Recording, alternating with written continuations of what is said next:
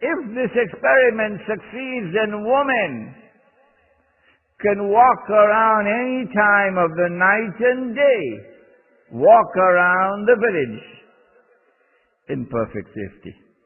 Isn't that a benefit? Would the country not benefit from seeing this experiment succeeding? But more than that, the PNM brought black nationalism to this country, 1956. I was 14 years of age in 56 when the elections took place. That black nationalism has damaged the body politic of the country and has produced racial polarization. Unless we find a way out of the racial dilemma, this country will eventually capsize. In fact, we may not have much time left before we reach that abyss. Small minds with limited vision cannot see the poverty of thought, the futility of effort, and the betrayal of Islam, which is involved in a UNC-sponsored Hindu-Muslim, that is Indian-Muslim unity, that would preserve a racial solidarity with which to confront the PNM's black nationalism. Let me repeat that. Small minds with limited vision cannot see the poverty of thought, futility of effort, and betrayal of Islam involved in a UNC-sponsored Hindu-Muslim unity, meaning Indian Muslims, that would preserve a racial solidarity with which to confront the PNM's black nationalism. It ain't gonna work. We do not want to betray Islam. Rather, the Muslim village would transcend the politics of race to establish, or rather to make the effort, biiznillah, to seek to establish and to sustain the healing balm of a racial fraternity. Islam, and I believe only Islam, can bind the races together by binding their hearts together in a brotherhood. And so, when the Muslim village establishes and sustains a racial fraternity of all the races living together as a family the way we used to live before in this country, the Muslim village would have succeeded in doing what the PNM can't do and the UNC can't do and the other religious bodies cannot do. Is that not beneficial? We're not the first. Imam Nazim Muhammad has already succeeded in doing that in Bo Settlement Jamaat in Rio Claro. Please go and visit him and see what he's done. We live in a country in which, despite abundant wealth, oil, gas, we are the major supplier of natural gas now to the United States of America. Despite abundant wealth, despite a very fertile soil, despite a very well-educated population, the number of people who live below the poverty line is above 30%. And those who are living in poverty can look forward to permanent poverty, forever and ever and ever. When the rich are permanently rich, and the poor are imprisoned in permanent poverty, then that is oppression. Around the world today, that oppression has descended upon mankind.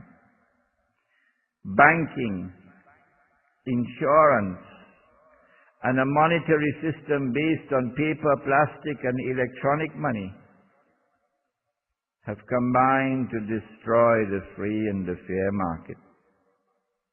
The problem is compounded by a value system which glorifies the rich. If you're rich, you're somebody. And if you're poor, you're nobody. All over the world today, poverty is not only considered to be something increasingly disgraceful and demeaning, but also something to be feared, something to be abolished. The President of the Republic of Trinidad and Tobago lectured recently, we want to abolish poverty.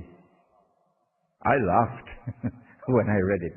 The rich nations of the world have reasons to fear the poor, since they themselves have played a dirty role in bringing about mass poverty.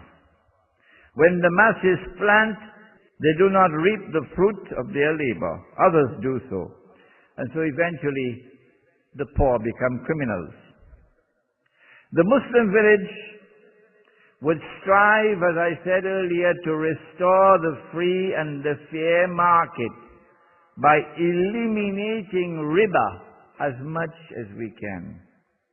And so eliminating riba to the front door, meaning the commercial banks, Republic banks, etc., and eliminating riba to the back door, meaning the Muslim credit union. I am not unfairly attacking my brothers. No. What they're doing is wrong. It is riba, and I've warned them again and again.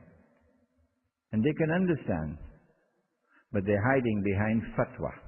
We will seek to eliminate bank interest and insurance and try to restore money which has intrinsic value, which is our next lecture, inshallah, next month.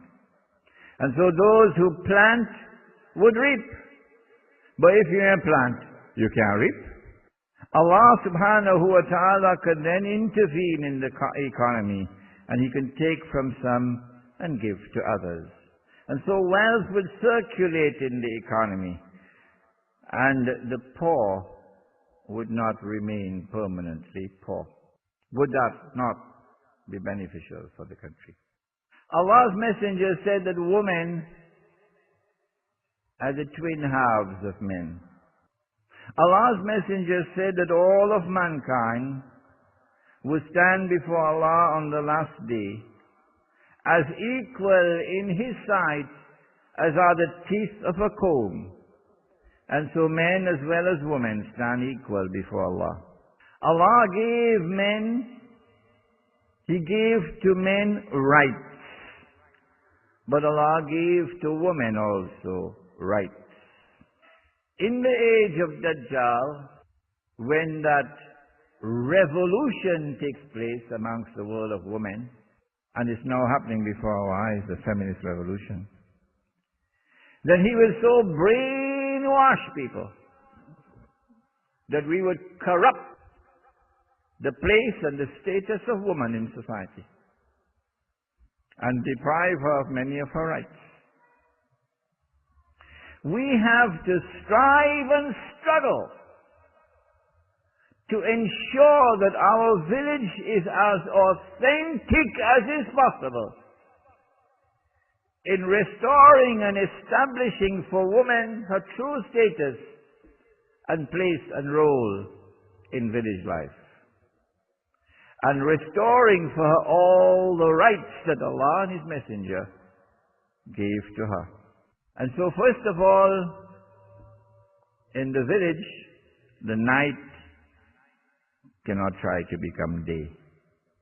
No. Around the world today, the night is trying to become day. You know what I'm talking about.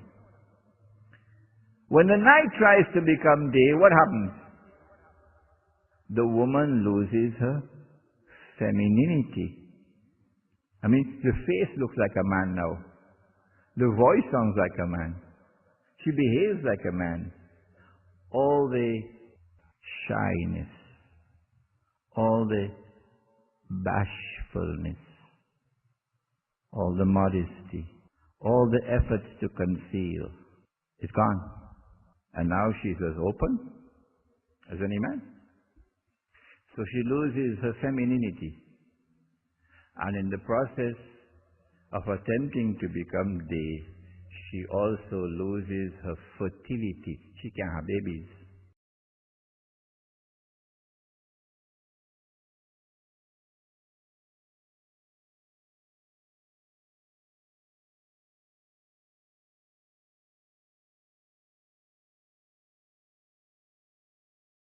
In perfect safety.